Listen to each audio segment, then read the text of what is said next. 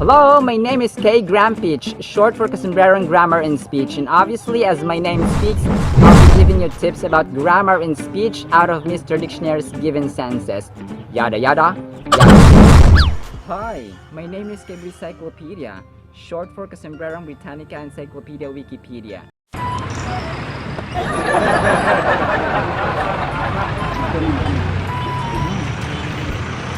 Toto is fond of eating ice cream. Pop? That I didn't know. Our vocabulary term is reticent. Reticent. Bayaan si Toto kumain ng maraming ice cream pop sa city. Kinalimutan ng Big Bird. Ang reticent mga sombreros ay adjective. Ito yung paglalaro natin sa mga tropa nating hindi gaanong masalita. Yung binibilang at binibili ang sasabihin. May mga taong ganun po mga sombreros, tahimik lang. No? Ang mga possible synonyms natin dito ay taciturn, kung napanood yung vlog natin about taciturn, shy, reserved, etc. At pag ginamit naman sentence ay, let it fly, Mr. Dictionary. While Macintosh likes to discuss his personal life with their colleagues, Toto is much more reticent. Reticent. The word life is a noun. To make it plural, we have to change FE to VES. So it's life, lives. The same goes with knife, knives, and half, halves, yada yada. Macintosh, Macintosh. Do you know Charles Macintosh? Si Charles Macintosh, mga sombreros, ay isang Scottish chemist at inventor ng ating modern waterproof raincoat, mga sombreros. Siya po ay galing sa isang napakayamang pamilya at educated sa, syempre, sa mga private o mamahaling school. Si Charles Macintosh, mga sombreros, ay galing sa napakayaman or business minded family, no? Marami silang pera. Mayaman po mga sombreros. Basahin po natin James 5:1-6. Kayong mayayaman, makinig kayo. Umiyak kayo at maghinagpis dahil sa mga kahirapang darating sa inyo. Nabubulok na ang mga kayamanan nyo at sinisira na ng insekto ang mga damit ninyo. Itinatago nyo lang ang mga pera nyo at hindi naman napapakinabangan sa mga huling araw. Nakapapakinabangan. Sa mga huling araw, hahatulan kayo sa impyerno dahil sa pera ninyong hindi naman ginamit sa kabutihan.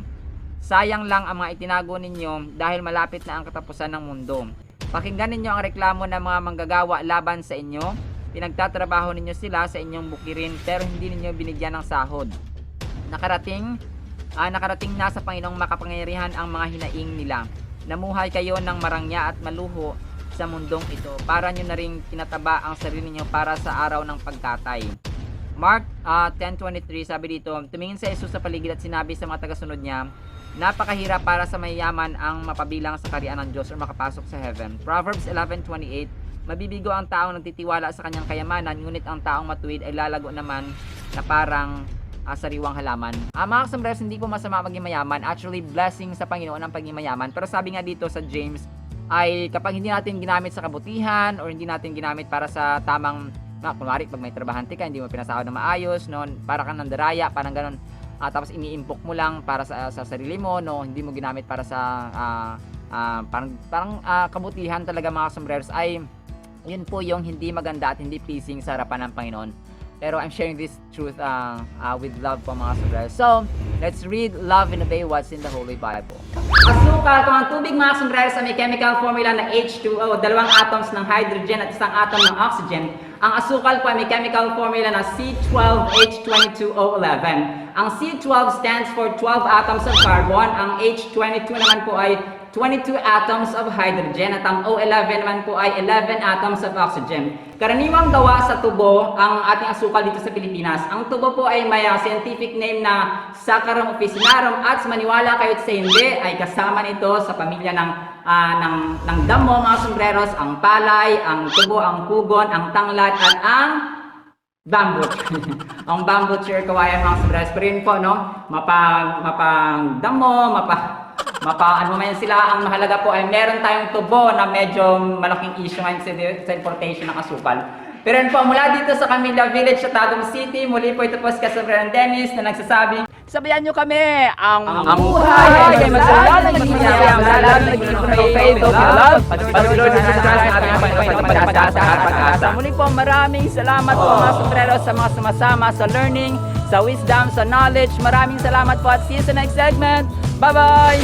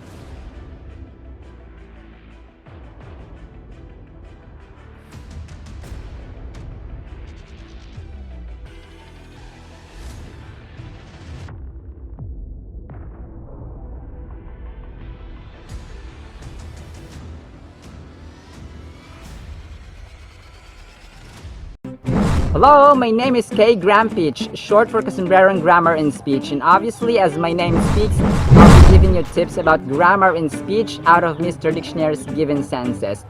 Yada yada, yada. Hi, my name is Kay Encyclopedia, short for Kasumbrerang Britannica Encyclopedia Wikipedia.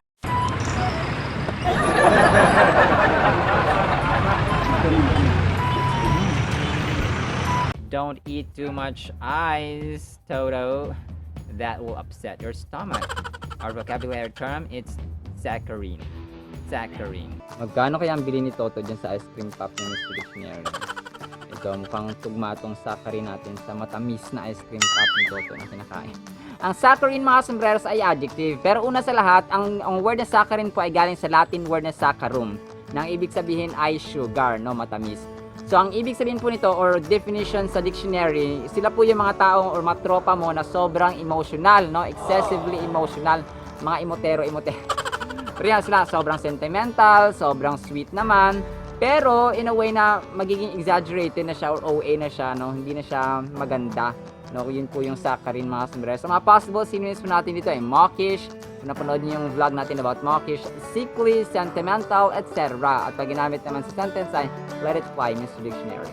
If Sir Hippolyte was a food, he would be a margarine, not a honeyed person with just saccharine smiles. Saccharine. Margarine, margarine, margarine.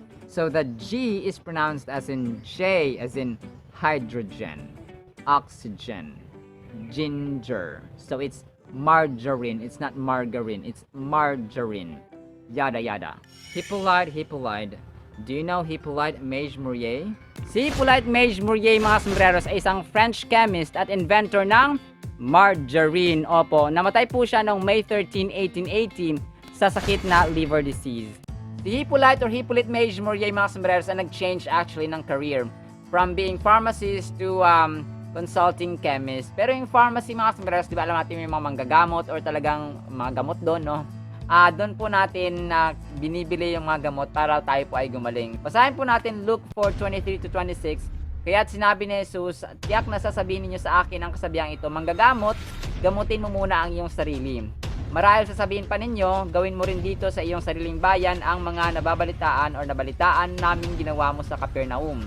Tandaan ninyo, walang propetang kinikilala sa kanyang sariling bayan.